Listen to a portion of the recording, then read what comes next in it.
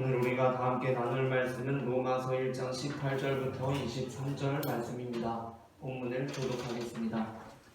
하나님의 진노가 불의로 진리를 막는 사람들의 모든 경건하지 않음과 불의에 대하여 하늘로부터 나타나나니 이는 하나님을 알아가는 것이 그들 속에 보임이라. 하나님께서 이를 그들에게 보이셨느니라. 창세로부터 그의 보이지 아니하는 것들 곧 그의 영원하신 능력과 신성이 그가 만드신 만물에 분명히 보여 알려졌나니 그러므로 그들이 핑계하지 못할지니라. 하나님을 알되 하나님을 영화롭게도 아니하며 감사하지도 아니하고 오히려 그 생각이 망하여지며 이르는 악법이 어두워졌나니 스스로 지혜 있다 하나 어리석게 되어 써버리지 아니하는 하나님의 영광을 써버릴 사람과 새와 짐승과 기어다니는 물고기의 형상으로 바꾸었느니라. 아멘. 로마서 1장은 하나님께서 인간들을 그들의 마음의 정욕대로 더러움에 내버려 두신, 그리고 그들의 부끄러운 욕심에 내버려 두신, 그리고 그들의 상실한 마음대로 내버려 두신 바로 그 인간들의 상태에 관하여 세 가지로 정리합니다. 첫째는 하나님과의 관계가 오염된 상태입니다. 24절부터 25절 말씀을 합독하겠습니다. 그러므로 하나님께서 그들을 마음의 정욕대로 더러움에 내버려 두사 그들의 몸을 서로 욕되게 하셨으니 이는 그들이 하나님의 진리를 거짓 것으로 바꿔 피조물을 주주보다 더 경배하고 섬김이라. 주는 곧 영원히 찬송할 이시로다. 아멘. 아멘. 로마서 1장은 하나님께서 인간들을 그들의 마음의 정욕대로 더러움에 내버려 두신, 그리고 그들의 부끄러운 욕심에 내버려 두신, 그리고 그들의 상실한 마음대로 내버려 두신 그 인간들의 상태에 관하여 세 가지로 정리를 하는데, 그 첫째는 바로 24절부터 25절에 나와 있는 것처럼 하나님과의 관계가 오염된 상태입니다. 하나님께서 마음의 정욕대로 더러움에 내버려 두신 인간들은 영원히 찬송하리이신 조물주를 경배하지 않고 피조물을 경배하는 상태, 즉 하나님과의 관계가 오염된 상태가 되었습니다. 다음으로 둘째는 인간들 간의 관계가 오염된 상태입니다. 26절부터 27절을 합독하겠습니다. 이 때문에 하나님께서 그들을 부끄러운 욕심에 내버려 두셨으니 곧 그들의 여자들도 순리대로 쓸 것을 바꾸어 영리로 쓰며 그와 같이 남자들도 순리대로 여자 쓰기를 버리고 서로 향하여 음욕이 부릴 듯하며 남자와 남자와 더불어 부끄러운 일을 행하여 그들의 그릇 때문에 상당한 보응을 그들 자신이 받았느니라. 아멘. 하나님께서 부끄러운 욕심에 내버려 두신 그 인간들은 다른 사람들과의 관계에 있어서 하나님의 뜻에 합당한 관계, 즉 순리적인 관계를 저버리고 하나님의 뜻에 합당하지 않은 관계, 즉 영리적인 관계를 맺는 오염된 상태가 되었습니다. 하나님께서는 사람과 사람의 관계를 사랑하는 관계로 지으셨는데 그와 대비되게 사람과 사물의 관계를 사용하는 관계로 창조하셨는데 많은 사람들이 사람을 사랑하고 사물을 사용하는 것이 아니라 사물을 사랑하고 사람을 사용하는 오염된 관계를 맺고 있는 것입니다. 다음으로 마지막으로 셋째는 자기 자신과의 관계가 오염된 상태입니다. 28절부터 32절 말씀을 한 절씩 교독하겠습니다. 또한 그들이 마음에 하나님 두기를 싫어하며 하나님께서 그들을 그 상실한 마음대로 내버려 두사 합당하지 못할 일을 하게 하셨으니 곧 모든 불의, 추악, 탐욕, 악의가 가득한 자요 시기, 살인, 분쟁, 사기, 악의가 가득한 자요 수근수근하는 자요 비방하는 자요 하나님께서 미워하시는 자요 능욕하는 자요 교만한 자요 자랑하는 자요 악을 도모하는 자요 부모를 거역하는 자요 우매한 자요 배약하는 자요 무정한 자요 부자되는 자라. 함께 읽겠습니다. 그들이 이 같은 일을 행하는 자는 사형에 해당한다고 하나님께 하나님께서 정하심을 알고도 자기들만 행할 뿐 아니라 또한 그런 일을 행하는 자들을 옳다 하느니라. 아멘. 하나님께서 상실한 마음대로 내버려 두신 그 인간들은 하나님께서 그들에게 주신 양심의 거슬러 자신이 원하는 바 선은 행하지 아니하고 도리어 원하지 아니하는 바 악을 행하는 자기 자신과의 관계가 오염된 상태가 되었습니다. 그렇다면 우리가 이렇게 하나님과의 관계, 다른 사람들과의 관계, 우리 자신과의 관계가 오염된 그 원인이 그렇게 우리를 내버려 두신 하나님께 있는 것입니까? 로마서 1장 18절부터 32절은 계속 반복적으로 지금 우리의 관계가 어떻게 오염되어 있는지를 말씀하면서 3번에 걸쳐서 하나님께서 우리를 내버려 두셨기 때문이라고 말씀합니다. 그러면 우리가 이렇게 하나님과의 관계, 다른 사람들과의 관계, 우리 자신과의 관계가 오염된 그 원인은 하나님께 있는 것입니까? 그렇지 않습니다. 바울이 고백하듯 하나님은 우리가 영원히 찬송하리로써 우리가 오염된 원인이 되실 수 없으십니다. 그렇다면 우리가 오염된 원인은 무엇입니까? 우리가 오염된 바로 그 원인을 알게 될 때 우리는 이 오염의 문제를 해결하고 다시 하나님과 다른 사람들과 그리고 나 자신과 온전한 관계를 맺어 썩어지지 아니하는 하나님의 영광에 참여할 수 있습니다.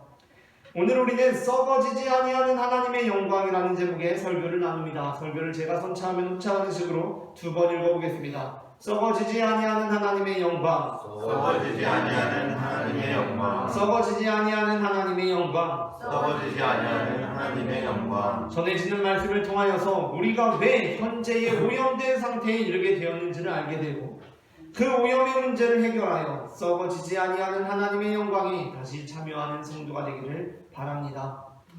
그렇다면 우리가 오염된 근본적인 원인은 무엇입니까? 첫째, 함께 읽겠습니다. 첫째, 하나님을 영화롭게 하지 않은 것입니다. 로마서 1장 18절부터 21절의 전반부까지입니다. 한 절씩 교독하시겠습니다.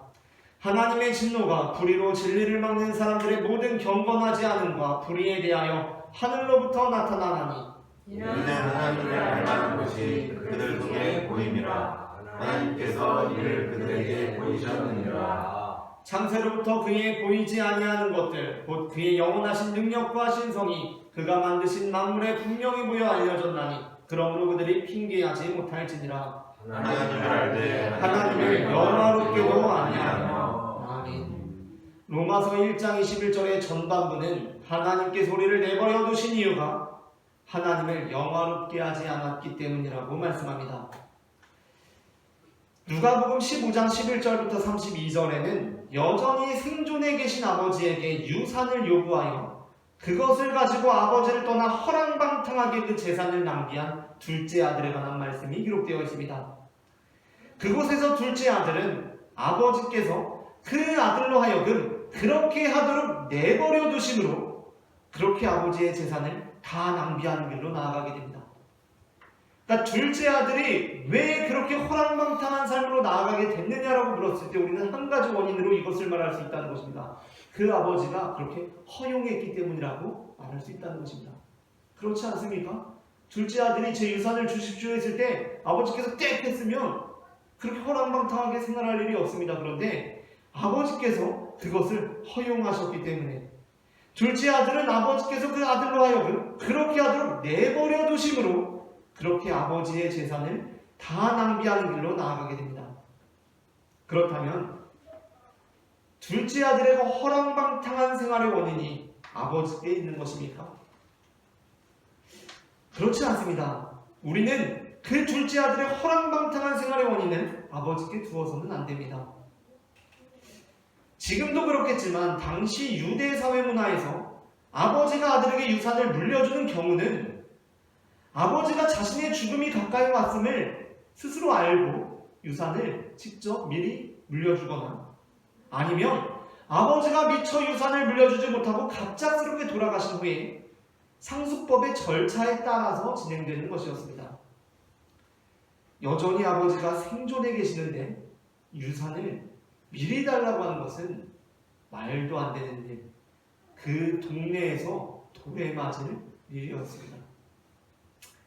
그러므로 이미 유산을 요구한 순간부터 아버지는 둘째 아들을 붙잡아 두는 것이 의미 없는 일이라고 생각하셨던 것입니다.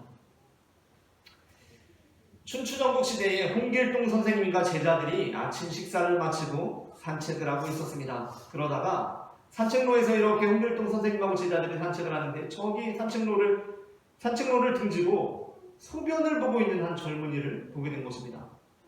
그때 홍길동 선생님이 그렇게 이렇게 산책로를 등지고 소변을 보고 있는 그를 향해서 이보게 젊은이, 사람들이 다 다니는 이 길에서 부끄러운 줄 모르고 소변을 보아서는 되겠는가? 라고 나무랐습니다. 그래서 이제 제자들이 사람들이 다니는 길에서는 소변을 보아서는 안 되는구나. 그 선생님의 가르침을 받았습니다.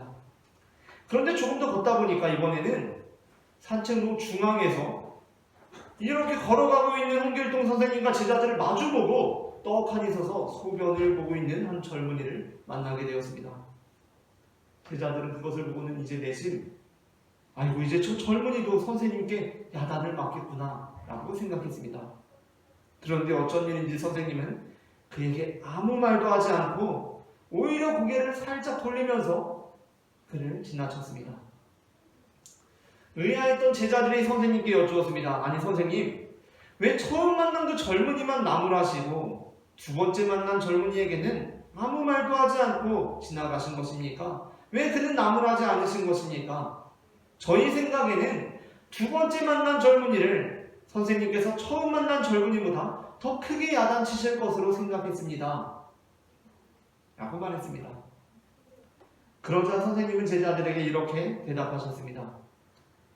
부끄러움을 아는 이들은 간단한 나무람으로 그들을 돌이킬 여지가 있지만 부끄러움도 모르는 이들은 간단한 나무람으로는 돌이킬 방법이 없는 것이다. 라고 말합니다. 나무라서 되는 일이 있고 나무라는 행동 자체가 의미 없음을 넘어서 역효과를 불러오는 일도 있습니다. 여전히 살아계신 아버지에게 재산을 요구하는 둘째 아들은 나무라서는 될 일이 아니라 내버려 두는 것이 더 나은 방법이라고 누가복음 15장 말씀은 우리에게 가르쳐줍니다. 로미오와 줄리엣은 양쪽 집안의 반대에도 불구하고 서로 뜨겁게 사랑했습니다. 결국 로미오 부모님과 줄리엣 부모님은 결국 로미오 부모님과 줄리엣 부모님은 그들을 갈라놓는데 실패했습니다. 그러한 점에서 로미오 부모님과 줄리엣 부모님은 누가복음 15장에 나오는 아버지보다 조금 미숙했던 것 같습니다. 사실 로미오 부모님과 줄리엣 부모님이 그 로미오와 줄리엣의 관계를 보고 그들을 반대할 마음이었다면 그들의 상태를 딱 보고 그들을 갈라놓기 위해서 정말 취해야 했던 방법이 무엇이겠습니까? 젊은이들이 불타게 사랑하고 있습니다. 딱 보면 압니다. 그때 어떻게 해야 합니까? 물론 마음속으로는 이들이 갈라지기를 원하고 있습니다. 이들의 사랑이 결코 이루어져서는 안 됩니다. 그러면 너희들의 사랑에 빠졌구나, 호감을 갖게 되었구나. 우리 집안이 서로 사이가 좋지 않지만 너희 둘의 문제는 너희 둘의 문제니까 한번 잘 만나봐라 라고 내버려 두었다면 아마 6개월쯤 지나서 로미오와 줄리엣은 우리가 서로 집안 분위기도 그렇고 자라온 환경이 너무 달라서 그런지 잘 맞지 않는 것 같아 라고 하면서 알아서 헤어졌을지도 모를 일입니다. 아니, 알아서 헤어졌을 것입니다. 잃은 아들을 되찾은 아버지는 그러한 점에서 놀라운 일을 이루어냈습니다. 만일 아버지가 재산을 요구하는 둘째 아들에게 너 이 녀석 그게 무슨 소리야, 말도 안 되는 소리 하지마 라고 그를 붙잡아 두었다면 어떻게 되었겠습니까? 아마 그 집안은 점점 더 파국으로 치닫게 되었을 것입니다. 아버지는 알았습니다. 이 상황을 종국적으로 선을 이루는 방법으로 내버려 두신 것입니다. 아버지는 이 상황을 종국적으로 선을 이루는 방법은 내버려 두는 것이라는 것을 알았습니다. 그래서 그렇게 그를 내버려 두신 것입니다. 우리가 분명히 기억해야 할 것은 아버지가 그로 하여금 허랑방탕한 삶을 살라고 내버려 두신 것이 아니라는 것입니다. 아버지는 한 단계 더 너머를 보는 것입니다. 당장은 아직 아버지도 기력이 있으니까 붙잡아둘 수 있습니다. 그리고 당장은 둘째 아들이 잠잠히 붙잡혀 있을 수 있습니다. 그런데 그게 됩니까? 둘째 아들이 이미 여전히 살아계신 아버지에게 유산을 물려달라고 했을 때는 이미 갈 때까지 간 것입니다.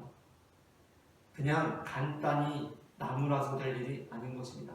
그때 아버지는 그로 하여금 허랑방탕한 삶을 살아가라고 내버려두는 것이 아니라 다시 완전히 이루어질 그 선, 아버지께서 이루실 그 의를 위해서 그를 내버려 두시는 것입니다. 그럴 때는 그를 내버려 두는 것이 완전한 의를 이루시는 하나님의 방법이라는 것입니다. 우리는 그렇게 아버지의 온전하신 사랑과 은혜, 그분의 놀라운 섭리에 의거한 내버려 두심에 의해 하나님을 떠나게 된 것입니다. 그렇다면 우리의 어떠한 죄악이 하나님으로 하여금 우리를 내버려 두게 하신 것입니까? 그 첫 번째가 바로 하나님을 영화롭게 하지 않은 죄라는 것입니다. 우리가 하나님을 영화롭게 하지 않을 때 하나님께서는 우리가 하나님으로부터 오는 좋은 것들을 누리지 못하도록 우리를 내버려 두십니다. 성경의 창세기에서 출애굽기로 넘어가면서 우리는 애굽에서의 이스라엘 자손의 지위가 엄청나게 달라지는 것을 보게 됩니다. 분명 창세기 후반부에서 이스라엘 자손은 총리 요셉의 가족들로서 애굽에서 어느 정도 독자적인 지위를 누리며 살았습니다. 그런데 출애굽기로 넘어오면서 이스라엘 자손은 애굽의 노예로 전락하게 됩니다. 그렇다면 어쩌다가 이스라엘 자손이 애굽의 노예가 된 것입니까? 우리는 그 이유를 출애굽기 3장에서 간접적으로 확인할 수 있습니다. 12절과 18절 말씀을 합독하겠습니다. 하나님이 이르시되 내가 반드시 너와 함께 있으리라. 네가 그 백성을 애굽에서 인도하여 낸 후에 너희가 이 산에서 하나님을 섬기리니 이것이 내가 너를 보낸 증거니라. 그들이 내 말을 들으리니 너는 그들의 장로들과 함께 애굽 왕에게 이르기를 히브리 사람의 하나님 여호와께서 우리에게 임하셨은즉 우리가 우리 하나님 여호와께 제사를 드리려 하오니 사흘째 광야로 가도록 허락하소서 하라. 아멘. 하나님께서는 이스라엘 민족을 출애굽시키시려고 모세를 부르시면서 너희가 이제 나를 섬기게 될 것이다. 너희가 제사를 드리게 될 것이다 라고 말씀합니다. 이 본문들이 의미하는 것이 무엇입니까? 이스라엘 자손이 요셉의 청을 통하여 애굽으로 들어오게 된 후에 어느 순간부터 이들에게서 하나님께 드리는 제사, 곧 예배가 끊어지게 되었다는 것입니다. 창세기에 보면 야곱까지는 예배를 드립니다. 그런데 요셉은 늘 하나님을 의식하며 살지만 예배를 드릴 수 없는 상황에 살아가고 있었습니다. 요셉은 애굽의 총리가 되면서 애굽의 왕이 바로가 지정해준 여인과 결혼해야 했고 그 여인은 이방 제사장의 딸이었습니다. 그러면서 요셉은 하나님께 예배하는 삶을 살아갈 수는 없었습니다. 그렇게 되자 이스라엘 자손들도 애굽으로 들어오면서는 자연스럽게 하나님께 제사를 드리거나 예배를 드리기는 어려운 상황에 놓이게 되었던 것입니다. 여러 가지 상황적인 이유에서 더 이상 이들이 여호와 하나님께 제사를 드릴 수 없게 되었다는 것입니다. 그렇게 되자 이제 죄에 대한 종살이가 시작되는 것입니다.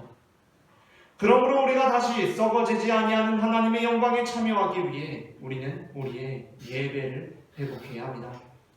우리를 예배자들로 부르시는 하나님의 음성에 응답해야 한다는 것입니다. 다음으로 둘째 함께 읽겠습니다. 다음으로 둘째, 하나님께 감사하지 않는 것입니다. 로마서 1장 21절 중반부까지를 다 함께 읽겠습니다. 하나님을 알게 하나님을 영화롭게도 아니하며 감사하지도 아니하고. 아멘. 감사하지 않으면 하나님께서 우리를 하나님의 진노 가운데 내버려 두시는 이유가 됩니다. 우리는 보통 감사하지 않는 것을 그렇게 큰 죄로 여기지는 않습니다. 큰 죄가 되려면 적어도 뭐 우상을 숭배한다거나 음행을 한다거나 하나님을 시험하는 죄 정도는 되어야 큰 죄라고 생각합니다. 우리는 출애굽한 이스라엘 자손들의 광야 생활을 통해 하나님께서 감사하지 않는 것을 얼마나 큰 죄로 여기시는지, 불평하고 원망하는 것을 얼마나 큰 불신앙으로 여기시는지를 알게 됩니다.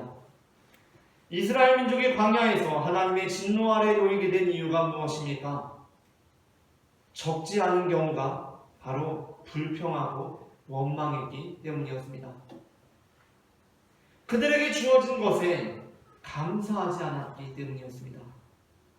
그러므로 고린도전서 10장은 1절부터 4절에서 이스라엘 민족이 애굽에서 종살이했던 것을 우리가 예수 그리스도를 믿기 전에 죄의 종이 된 상태에 비유하면서 5절부터 10절에서 이렇게 말씀합니다. 5절부터 10절을 한 절씩 교독하겠습니다.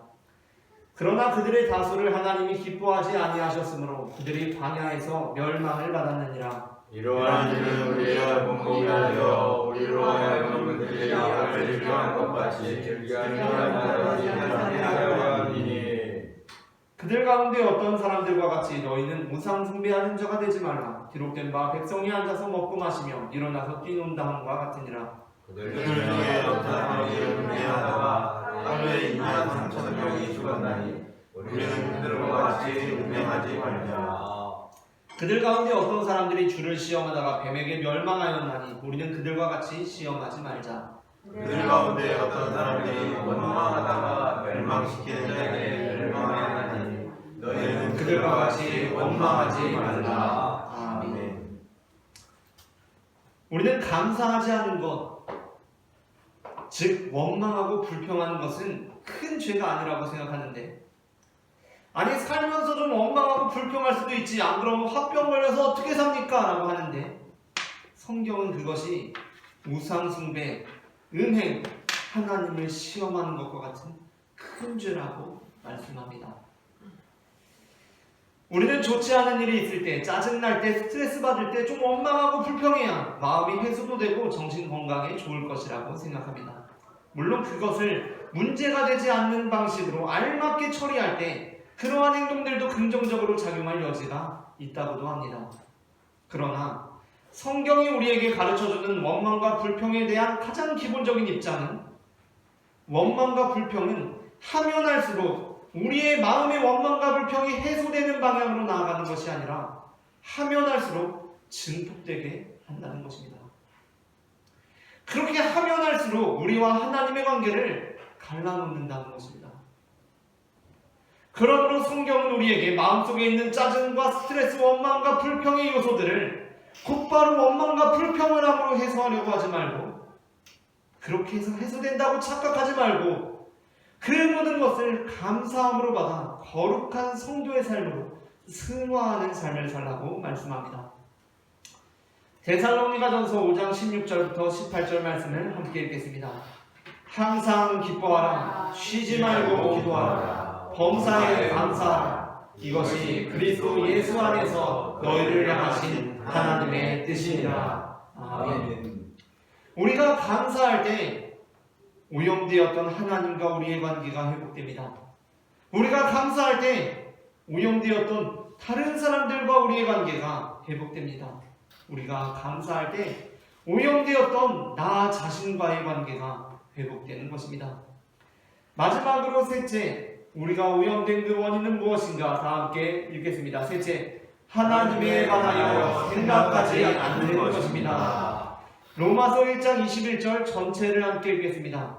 하나님을 알되 하나님을 영화롭게도 아니하며 감사하지도 아니하고 오히려 그 생각이 허망하여지며 미련한 마음이 어두워졌나니. 아멘. 여기서 생각이 허망하여지며 미련한 마음이 어두워졌다는 것은 하나님을 알긴 알지만 하나님에 관하여 깊이 생각하지 않았다는 것을 의미합니다. 호세아는 예루살렘의 죄악에 대하여 이렇게 말씀합니다. 4장 1절부터 3절을 제가 한 절 여러분이 한 절 읽겠습니다. 이스라엘 자손들아 여호와의 말씀을 들으라. 여호와께서 이 땅 주민과 논쟁하시나니 이 땅에는 진실도 없고 인애도 없고 하나님을 아는 지식도 없고 오직 저주와 속임과 살인과 도둑질과 가늠하는 이요 포악하여 피가 피를 흘리느니라. 함께 읽겠습니다. 그러므로 이 땅이 슬퍼하며 거기 사는 자와 들짐승과 공중에 나는 새가 다 쇠잔할 것이요 바다의 고기도 없어지리라. 아멘. 진실이 없다는 것이 무엇입니까? 하나님과 온전한 관계가 없다는 것입니다. 인애가 없다는 것이 무엇입니까? 다른 사람들과 온전한 관계가 없다는 것입니다. 하나님을 아는 지식이 없다는 것이 무엇입니까? 자기 자신과의 온전한 관계가 없다는 것입니다. 그렇게 될 때 하나님께서는 그렇게 하늘에 나는 공중의 새까지도 돌보시는 하나님께서는 그냥 그렇게 내버려 두셔서 다 쇠잔하게 하신다는 것입니다. 호세아 4장 6절은 이렇게 말씀합니다. 호세아 4장 6절을 한 목소리로 읽겠습니다. 내 백성이 지식이 없음으로 망하는구나. 네가 지식을 버렸으니 나도 너를 버려 내 제사장이 되지 못하게 할 것이요 네가 내 하나님의 율법에 늦었으니 나도 내 자녀들을 잊어버리라. 아멘. 또 14절도 읽겠습니다. 너희 딸들이 음행하며 너희 며느리들이 가늠하여도 내가 벌하지 아니하리니 이는 남자들도 창기와 함께 나가며 음부와 함께 희생을 드리리라. 깨닫지 못하는 백성은 망하리라. 아멘. 9절에서 하나님께서는 나도 너를 버린다라고 말씀하십니다. 14절에서 하나님께서는 그들이 간음하여도 벌하지 않으실 것이다 라고 말씀합니다. 나무라지 않으신다고 합니다. 그냥 내버려 두신다 라고 합니다. 왜 그렇습니까? 그들이 깨닫지 못하기 때문입니다. 그들이 하나님을 깊이 생각하지 않기 때문입니다. 그러므로 호세아는 우리가 여호와를 힘써 알자고 선포합니다. 6장 1절부터 3절을 함께 읽겠습니다. 오라 우리가 여호와께로 돌아가자. 여호와께서 우리를 찢으셨으나 도로 낫게 하실 것이요 우리를 찢으셨으나 싸매어 주실 것이니라. 여호와께서 이틀 후에 우리를 살리시며 셋째 날에 우리를 일으키시리니 우리가 그의 앞에서 살리라. 그러므로 우리가 여호와를 알자. 힘써 여호와를 알자. 그의 나타나심은 새벽빛같이 어김없나니 비와 같이 땅을 적시는 늦은 비와 같이 우리에게 임하시리라 하니라. 아멘. 누가복음 15장의 둘째 아들은 허랑방탕한 생활의 결과 완전한 절망 가운데 이르게 되었습니다. 그런데 그로 하여금 다시 썩어지지 아니하는 아버지의 영광에 돌아오게 한 계기가 있습니다. 그것이 무엇입니까? 그가 아버지를 생각한 것입니다. 17절부터 19절 말씀을 제가 여러분이 앉아 읽겠습니다. 이에 스스로 돌이켜 이르되 내 아버지에게는 양식이 풍족한 풋것이 얼마나 많은가. 나는 여기서 줄여 죽는구나. 내가 아버지에게서 이르기를 아버지가 나와 함께 길을 지었사오니 지금부터는 아버지 아들이라 일컬음을 감당하지 못하겠나이다. 나를 불분의 하나로 오소서 버리라 하고. 아멘. 바로 이 생각, 절망 가운데 사랑의 아버지에 관한 생각, 그 생각이 그로 하여금 아버지에게 돌아오게 합니다. 그러므로 우리 또한 하나님의 내버려 두심을 당하고 있다면 우리는 바로 그 내버려 두심까지도 하나님께서 우리로 하여금 완전한 종말을 위해서 내버려 두신 것이 아니라 완전한 구원을 위하여 하나님께서 내버려 두신 것임을 깨닫고 하나님에 대하여 깊이 생각함으로 하나님께 돌아와야 하는 것입니다. 말씀을 마칩니다. 우리는 하나님을 영화롭게 하지 않으므로, 하나님께 감사하지 않으므로, 그리고 하나님에 관하여 생각하지 않으므로 하나님의 내버려 두심을 당하게 되었습니다. 그러나 하나님의 내버려 두심까지도 우리의 멸망을 위한 것이 아니라 우리의 구원을 위한 것임을 깨닫고 하나님께 예배하고 감사하고 하나님을 깊이 생각함으로 다시 썩어지지 아니하는 하나님의 영광에 참여하는 우리 모두가 되기를 소망합니다.